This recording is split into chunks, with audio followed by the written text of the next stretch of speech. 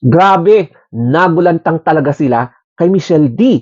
Parang ganito, napatahimik sila at parang tumigas silang lahat kasi hindi nila inaasahan na ganyan pala kaganda ng katawan ng kinatawan ng Pilipinas.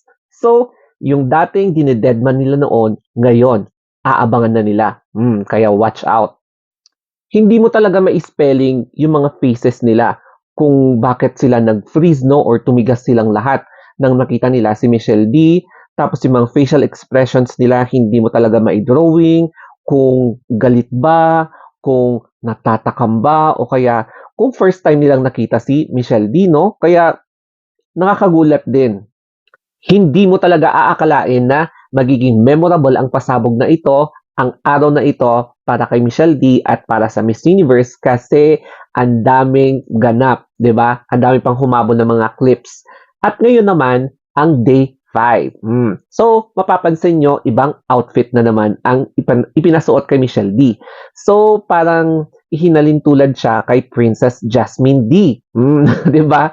Na parang Arabian eme-eme yung style niya tapos yung fabric na ginamit is yung parang net.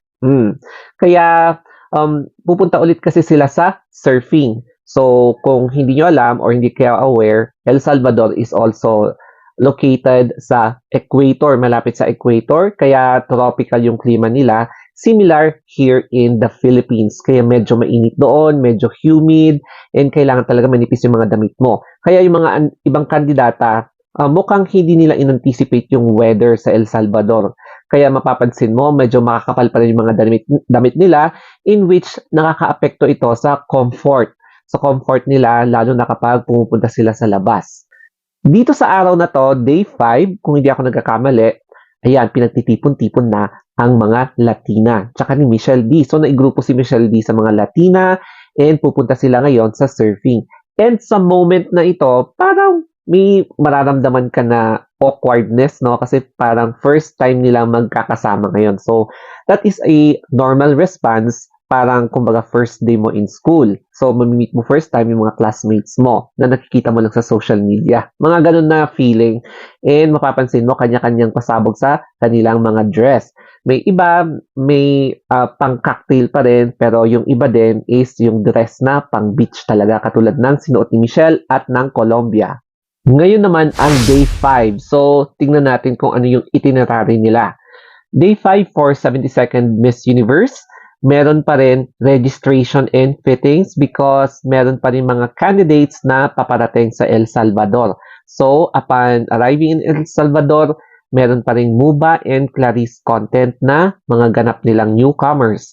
And for the mga naka-arrive na, such as si Michelle D, continuous pa rin yung kanilang outdoor excursions in groups. So, naigrupo siya sa mga ibang Latinas na hindi pa niya nakasama. And then, meron ding ibang mga groups na nandun sa ibang excursions for meet and greet at multi-plaza sa El Salvador. Ngayon naman, tignan natin yung surfing na excursions ni na Michelle D. So, nagte-training sila and parang mukhang walang masyadong nag-shoot doon sa mga surfing lessons nila. Mukhang nag enjoy sila. Ayan yung eksena. Tapos, after nun, I'm not sure kung ito yung before or after ng surfing, aura-aurahan na sila sa beach. Ayan. So, aura-aurahan and siguro may clip dito na makikita natin doon sa first part ng Miss Universe Finals. So, kung mapapansin nyo sa beach, parang black yung sand, no? Kasi nga, yung Central America daw, di umano ay nabuo due to multiple volcanic eruptions. So, makikita nyo black sand. So, may mga parts din dito sa Pilipinas na black din yung mga sand kasi nga dahil sa volcanic eme-eme. And then, ayan, nag-enjoy sila. Tapos, may mga ibang ganap pa na siguro lalabas pa after siguro mga mamayang gabi. After nilang mag-aura-aurahan, ayan, nag-basic Spanish lessons naman si Michelle D sa mga kasama niya. So, pakinggan natin ang eksena nilang tatlo ni Colombia at Brazil.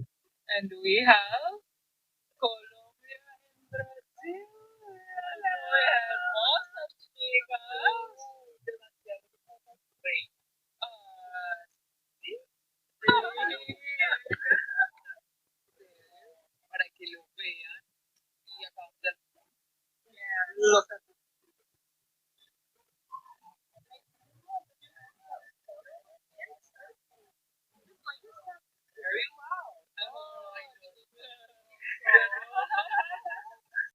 After lahat na ng mga ganap, ayan, nag-kanya-kanyang upload sila ng kanilang social media accounts sa TikTok, sa Facebook, sa Instagram. And dito mo talaga mapapatunayan na bilang isang candidate na maigugrupo sa mga outdoor excursions such as like this, nako, isa ka sa mga pinakaswerte. It's because nagkaroon ka ng chance to experience yung pinaka-rare in your lifetime habang sumasali ka sa Miss Universe.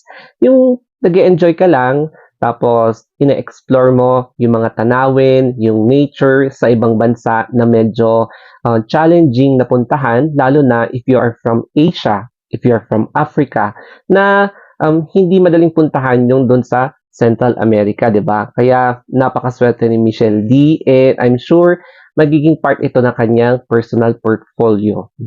And then yung meditation, na this is very beneficial to calm your mind, your soul, your health, kasi nakakapag-decrease ng level of toxicity and negativity.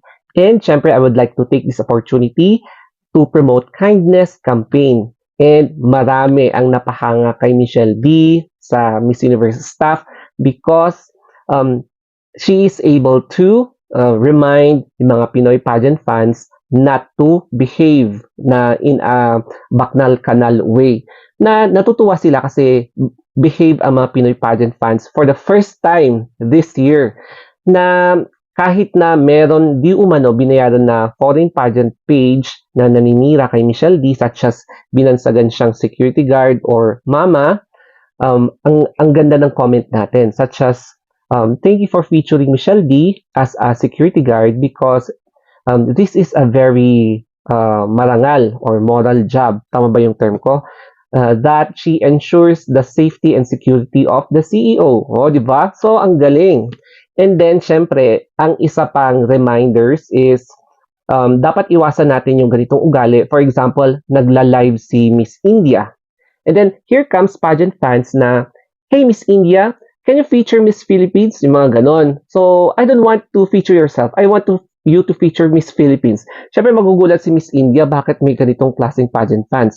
That's why hindi natin may iwasan na may mga ibang candidates na umiiwas kay Philippines because of this particular na pangyayari. And I'm not sure kung nangyari ito sa ibang candidates noong 2015 na nagla-live siya tapos biglang may comment na ganon na mas gusto nilang i-feature na si Philippines. So, dumistansya na lang ang candidate na ito from Philippines. Kaya iwasan natin yung mga ganitong klaseng ugali dahil nakakapag bigay ng negative impression sa mga Pinoy pageant fans. And hindi ako gumagawa ng istorya ha. Nangyayari talaga to hanggang ngayon. At may nabalitaan ulit tayo na eksenang ganito na nagla-live, where's Miss Philippines? Where's Miss Philippines? Ganon. Anyway, let us still continue to vote for Miss Philippines. 2 beses yan. Ipa-plug ko na lang sa description para alam nyo kung paano yung mechanics na mag-vote. And number 1 is yung Voice for Change. Nakahit na tayo ng 200,000 mark for Michelle D. And I hope ma-maintain natin yung momentum sa number 1 position. Kasi malakas yung chance na nabibigyan ng pondo yung mga organizations such as Autism Philippines ng funding. 600,000 nata yun. I'm not sure, correct me if I'm wrong dito. Na magiging maswerte sila kasi syempre may pangkain, pambayad sa shelter, kung nag-rent ng shelter yung org, yung mga ganon.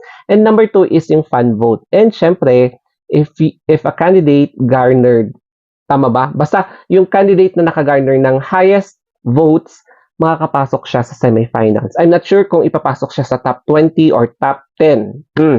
Kaya keep on voting. And ilalagay ko na lang yung link sa description para alam nyo kung paano. Madali lang naman yung isa, yung fan vote. Punta lang kayo sa Play Store, download yung Miss Universe.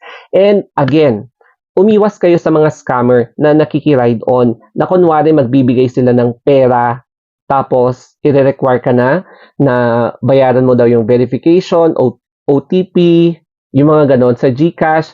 Huwag kayong mabibiktima ng mga nakikiride on na scammers. Kasi ako din, muntikan na. Okay, so That's all guys. Thank you and have a wonderful day.